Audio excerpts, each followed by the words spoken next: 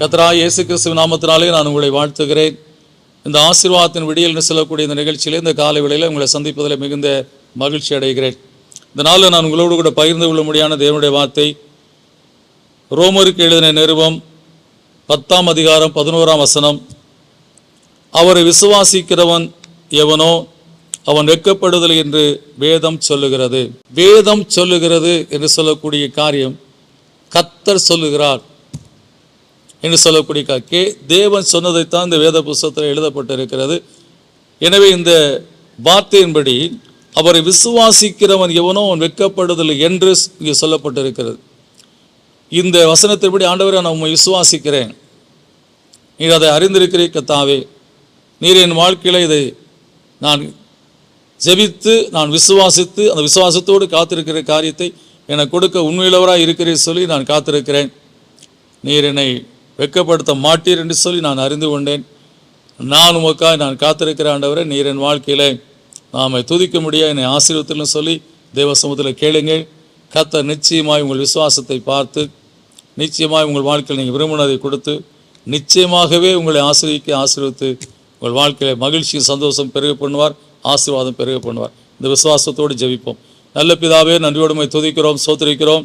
கர்த்தாவே, விசுவாசிக்கிற எவனோ அவன் வெட்கப்படுதல் என்று கர்த்தாவே வேதம் சொல்லப்பட்டிருக்கப்பா. நாங்கள் உம்மேல் வைத்திருக்கிற விசுவாசத்தை நீர் அறிந்திருக்கிறீர். நீர் எங்களுக்காய் மரித்து பிழைத்து இன்றைக்கும் உயிரோடு இருக்கிறீர் என்று சொல்லி கர்த்தாவே உம்முடைய சமூகத்தில் நாங்கள் விசுவாசம் வைத்து வாழுகிறோம். அது மாத்திரமல்ல, நாங்கள் எவ்வளவு நேரம் ஜெபித்தாலும் எதற்காக ஜெபித்தாலும் கடைசியில் எங்களுடைய வாழ்க்கையில் ஆமேன் என்று சொல்லி நான் முடித்து விடுவது கிடையாது. கர்த்தாவே, இதையெல்லாம் நீர் கேட்டிருக்கிறீர், இதையெல்லாம் நீர் எனக்கு செய்ய போகிறீர், அதற்காக உங்கள் சோத்திரம் என்று சொல்லி நாங்கள் கர்த்தாவே விசுவாசத்தோடு ஒவ்வொரு நாளும் ஜெபத்தை நாங்கள் செய்து முடித்து உங்களை சோத்திரிக்கிறோம். எனவே நாங்கள் செய்கிற ஜெபங்கள் ஜெபம் மாத்திரமல்ல, விசுவாசமுள்ள ஜெபம்.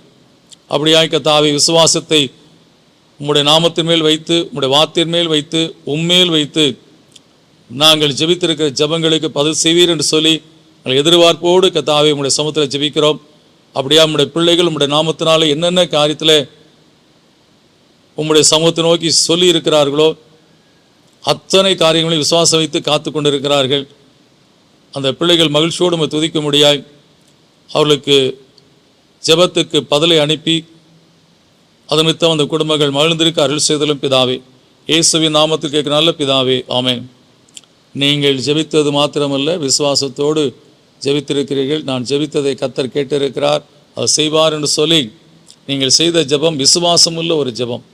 எனவே கர்த்தர் நிச்சயமாய் உங்களுடைய ஜெபத்துக்கு பதில் செய்து உங்களை ஆசீர்வதிப்பார். நீங்கள் வெட்கப்பட்டு போவதில்லை. God bless you.